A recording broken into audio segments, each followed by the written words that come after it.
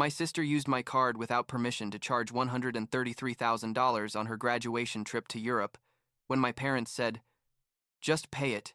You have money." I froze the card, called the police, and the bank reversed everything.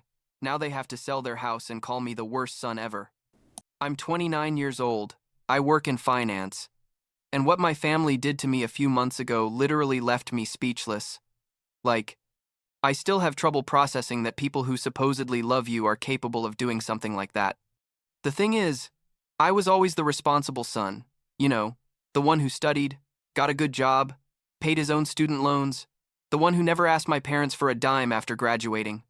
My sister Brianna, who's 23, well, she was always different. I'm not saying she's a bad person, but she was definitely the spoiled one, the princess of the family, and my parents never said no to her about anything, absolutely anything. We grew up in a middle-class home. Like nothing fancy, but we didn't lack anything either. My mom worked at a school as an administrator, and my dad was a manager at a hardware store. Normal people, you know what I mean? But for as long as I can remember, Brianna always got special treatment. When I asked for something, my parents would say we had to save up, think it over, maybe for Christmas. When Brianna wanted something, it would magically appear in her room 3 days later. I paid for my own car at 18, working at a coffee shop after school. Brianna got a brand new car as a birthday gift when she turned 16. It's not like I was keeping score or anything, but it was impossible not to notice. So anyway, I graduated, moved to another city for my job, and basically built my life on my own. I did well, honestly. I make good money, I have a nice apartment, I can treat myself now and then. I visit my family like 3 or 4 times a year. We call every week, you know, the normal stuff. Brianna stayed living with my parents throughout college, which, by the way, my parents paid for in full, while I was still finishing paying off my student loans when I was 27. But well, let's just say I had already accepted. That's how things were in my family. About 6 months ago, in May, I think, Brianna graduated from college. She studied something related to communications or marketing. I'm not really sure, because she changed her major like every semester. I went to her graduation because, well, she's my sister and I wanted to support her. I bought her a gift I thought she'd like, a new laptop because the one she had was super old and all scratched up. I spent like $1,000 on it, which isn't pocket change, but it wasn't breaking me either. And I thought it would be useful for starting her professional life. When I gave it to her, she kind of just brushed me off, only said thanks, Kevin, and kept talking to her friends about some party or whatever. My mom gave me a hug and told me I was very generous, but she had that look, you know, like this isn't enough, but what can we do? What I didn't know, and this is where the story gets heavy, is that when I lent Brianna my credit card like 2 weeks before so she could buy something online because hers wasn't working or some excuse like that, she never gave it back to me.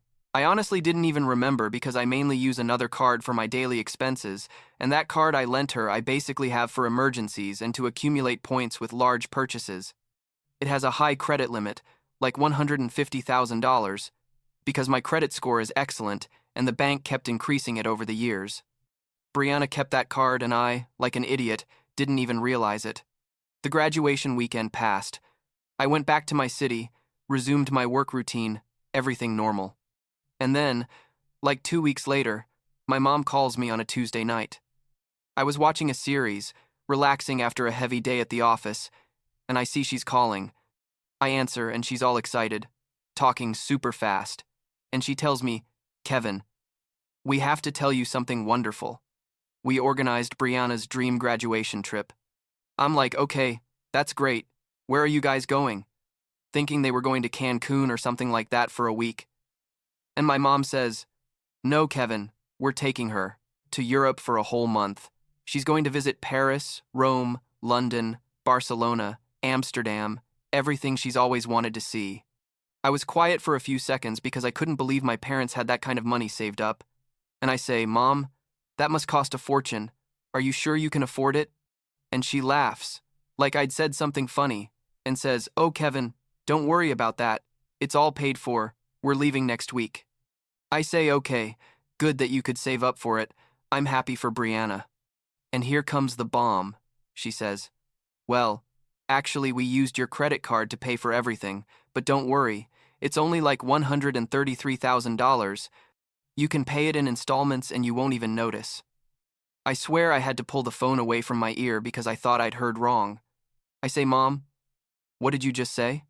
And she repeats, all casual, that they used my credit card to charge $133,000 for a trip for Brianna, first-class plane tickets, 5-star hotels, private tours, expensive restaurants, the whole package.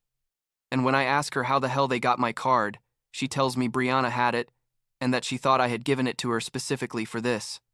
I literally felt like my head was going to explode. I yell at her mom, I never authorized any of this. How could you do that without asking me? And she, gets mad at me, says not to be dramatic, that it's just money, that Brianna deserves it after working so hard in college, that I have a good job and can pay for it. I hang up the phone, basically shaking with rage, and I open my bank app. I go into the transactions for that card, and sure enough, there it is. Page after page of charges. Plane tickets for $18,000. A hotel reservation in Paris for $15,000. Another one in Rome for $12,000.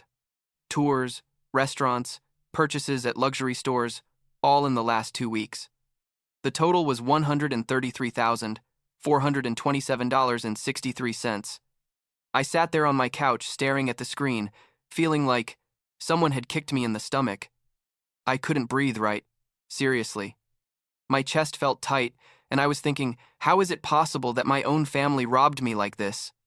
I call my dad because I thought maybe he would be more reasonable. He answers, and before he can say anything, I let loose, Dad, what the fuck did you guys do?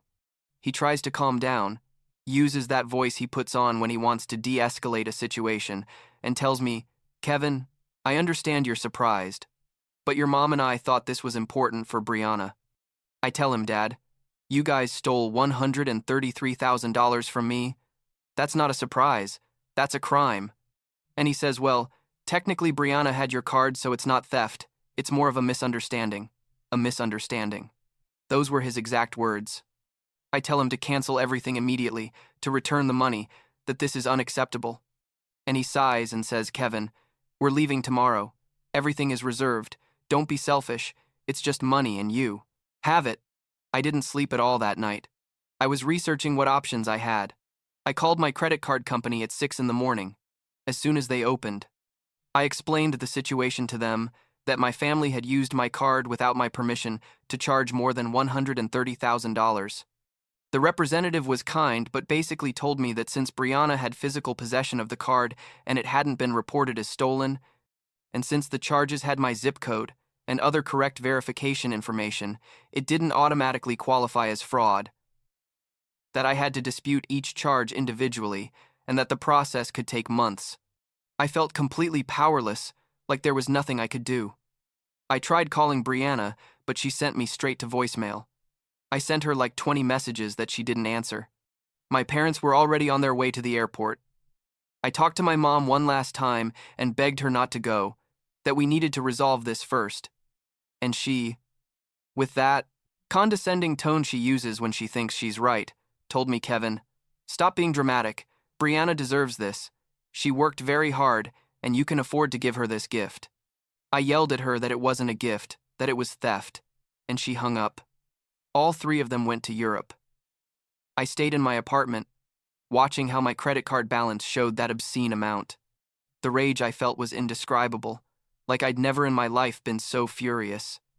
And the worst part is that my parents acted like I was the bad guy in the story for not wanting to pay for Brianna's whim.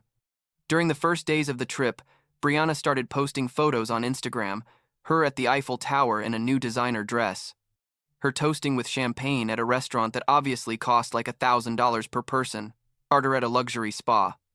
And what finally drove me over the edge was a photo where she was unpacking her suitcase and had literally put my credit card as a tag on her luggage, like as if it were something funny.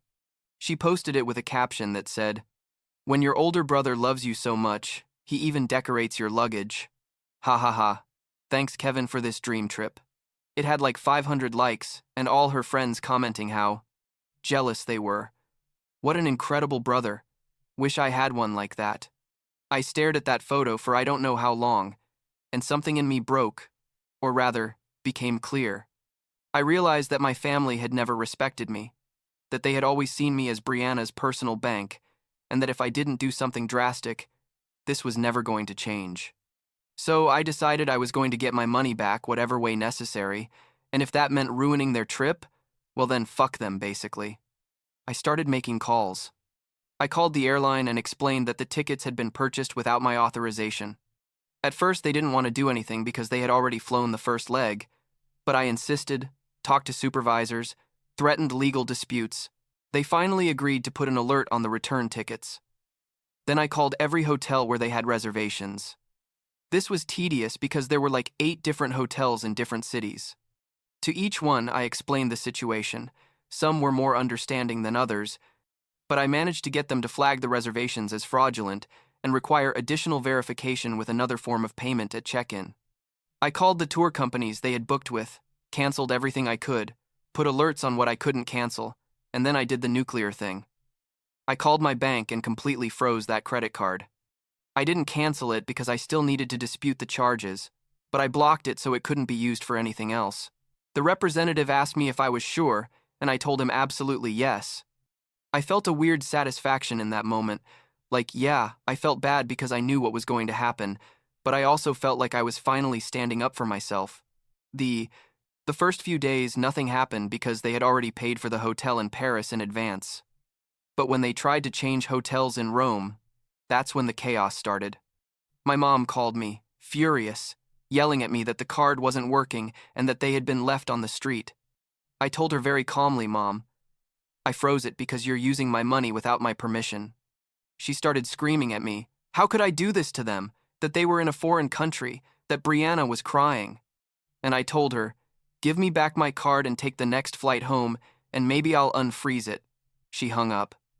The following days were, honestly, a bit satisfying to watch from my perspective. Brianna kept posting photos, but no longer at luxury hotels, but in what was clearly a cheap hostel. The photos of expensive restaurants became selfies eating pizza on the street. The private tours disappeared. In one post, she complained that some technical problems had ruined part of her trip, but that she was enjoying it anyway. Comments from her friends asking what happened, and she didn't respond. My mom called me every day, increasingly desperate, that they needed money to eat, that Brianna was traumatized, that I was a monster. My dad also called a couple of times, trying to reason with me, saying they had already learned their lesson and to please help them. I stood firm. I told them they could use their own credit cards or come back home. Neither of those options appealed to them, apparently. The cherry on top was when they tried to return. They had planned to be in Europe for a whole month, but decided to come back after 2 weeks because they basically ran out of money. When they went to take the return flight, it turns out I had managed to get the airline to put a fraud alert on those tickets too. They weren't allowed to board. Brianna sent me like 50 messages insulting me, calling me everything, saying she hated me. My parents had to buy new tickets with their own credit card, which cost them like $4,000 because they bought them last minute, and they couldn't fly until 3 days later because there were no seats available sooner. Meanwhile, I had gone to the police and filed a formal fraud report. I gave them all the documentation, the card statements, the text messages, everything. The officer who attended to me told me it was a clear case of unauthorized credit card use, that the fact that they were my parents didn't matter legally. He asked me if I wanted to press charges, and I told him yes. I signed all the necessary papers. The officer said they would probably contact my parents when they returned to the country to question them. And sure enough, when my family landed at the airport, there were 2 officers waiting for them. They didn't arrest them or anything, but they did take them to a room for questioning. My mom called me from the airport, hysterical, screaming, how could I have called the police on my own family? That I was a disgrace, that she would never forgive me. I hung up on her. I didn't hear much from them for like a week. I continued with my life, working, exercising, going out with friends. Honestly, I felt lighter than ever, like I had taken a weight off my shoulders. And then, one Saturday morning, there was a knock on my door. I opened it, And there were all three of them. Brianna with red eyes from crying, my mom with a look of fury I'd never seen on her, and my dad trying to look calm but clearly uncomfortable. My mom started immediately. That they demanded I drop the charges with the police. That I call the bank and say it had all been a mistake. That I apologized to Brianna for ruining her trip. I stood there at the door, didn't even let them in, and told them I wasn't going to do any of that. Brianna started crying, saying that I had ruined the best moment of her life, that her friends were making fun of her on social media because everyone saw how the trip went to hell, that I was the worst brother in the world. My mom was pointing her finger at me, literally in my face, telling me I was selfish. How dare I call the police on my own mother, that she had given me life, and this is how I repaid her. And my dad, who had been quiet, said, Kevin, I know we made a mistake, but this has gone too far. We're family. And that's when I lost my patience. I told them that family doesn't steal $133,000.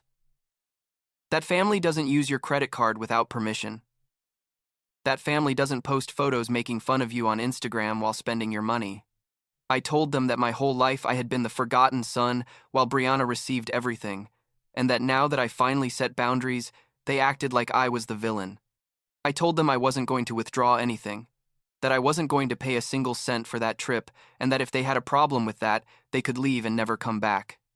My mom looked at me like I was a stranger. She said, Kevin, if you don't fix this right now, you're out of this family. And I, with the calmest voice I could manage, told her that's fine, Mom. If that's your decision, I respect it. I closed the door in their faces. I heard them yelling outside for a few minutes, then I heard the car drive away. The following weeks were weird. Part of me expected them to call to apologize, but it never happened. Instead, I started receiving messages from aunts and uncles and cousins I didn't even know had my number, telling me I was a disgrace. How could I do that to my little sister? That my parents were devastated. I blocked everyone. Brianna made a long post on social media, like without mentioning my name, but obviously talking about me, about how a close family member had betrayed her and ruined her special moment out of pure malice. Hundreds of people commented supporting her. I deleted all my social media temporarily. The bank finally finished their investigation like 2 months later. Since I had frozen the card, I filed the police report and had all the documentation proving I never authorized the charges. They ruled in my favor. They reversed the entire $133,000, every cent. They also sent me a new card with a different number. I got a letter telling me the case was closed and that the money had been credited to my account. When my parents found out, my dad called me. He wasn't yelling or anything. He sounded more tired than anything. He told me that now they had to pay those $133,000 because the bank was going after them for the fraud. That they were probably going to have to sell their house, that my mom was taking antidepressants, that Brianna had to move back in with them because she couldn't find a job and was depressed. That all of this was my fault. And I told him, Dad, you guys made that decision when you decided to rob me. He hung up, and I haven't heard from any of them since. That was like 4 months ago now. There are still days when I feel guilty. I wonder if I should have handled things differently, if I went too far. But then I remember that photo of Brianna using my card as a luggage tag, laughing, not caring about anything, and the guilt goes away. I've been going to therapy because all of this obviously affected me. My therapist says that setting boundaries doesn't make me bad, that what they did was literal financial abuse, and that distancing myself was probably the healthiest thing I could do. I'm not gonna lie, there are moments when I miss my family. I see other people with their parents, with their siblings, and I feel a pang in my chest. But then I think about how they treated me, how they never respected me, and I realize that what I miss isn't what I actually had, but what I wanted it to be. And that's no longer my responsibility to fix. Last week was my birthday. I turned 30. I didn't receive any message from my family, like not even a generic happy birthday. I went out to dinner with friends who actually value me, people who would never steal from me or disrespect me like that.